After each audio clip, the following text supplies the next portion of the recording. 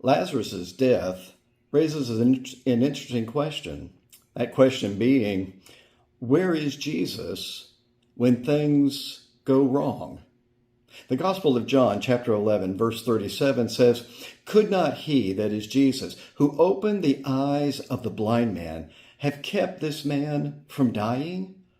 Well, some of the hardest times in our lives are raised during questions such as when Mary and Martha would ask Jesus at that time of their brother Lazarus' death.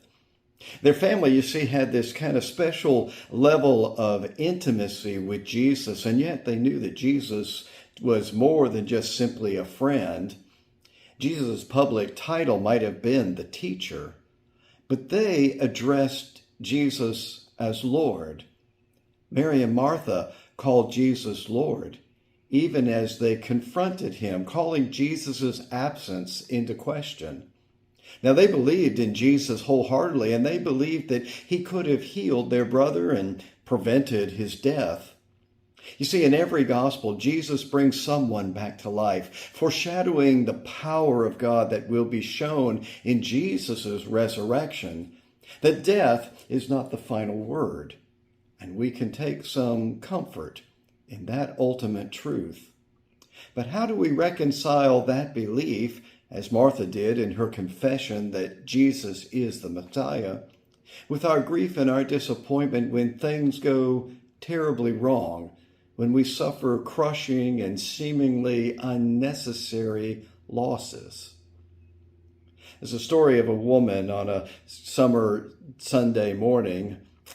A young family, she is going to church, a congregational church in the country town of New England.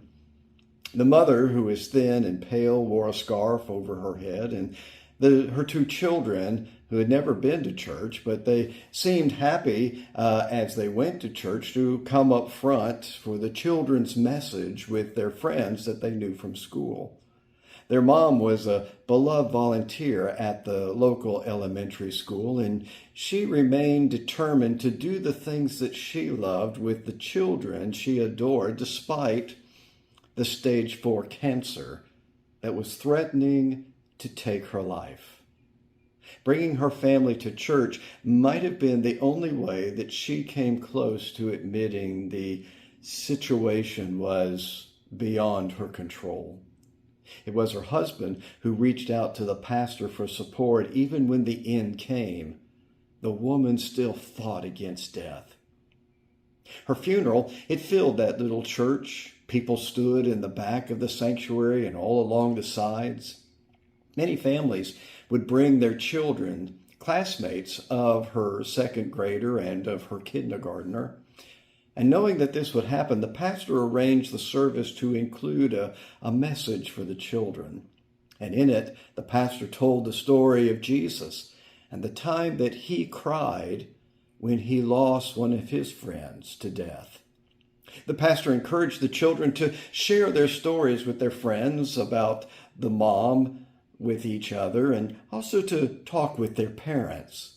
The pastor explained that some of those stories might make them cry, and that some of them would make them smile and even laugh, and both of those things would be perfectly fine.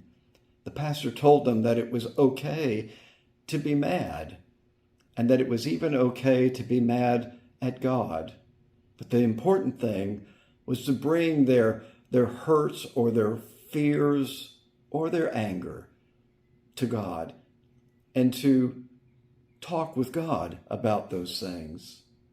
You see, the story went on to say that Lazarus came out of the tomb, called forth by Jesus, and the gospel story would move on with new believers coming to know God in a new way, and yes, the religious authorities being provoked once again.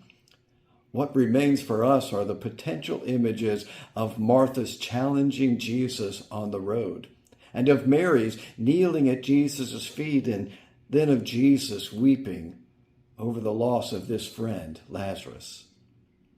Why didn't God prevent this whole thing? Well, I think it might be similar to the man that was born blind, that God might be glorified in it. Why did someone they were thinking was down the road was healed of blindness, and we didn't get that same kind of a miracle for our brother.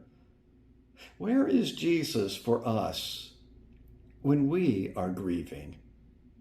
This story of Lazarus' death lets us know that it's okay to ask, where is Jesus when things go wrong?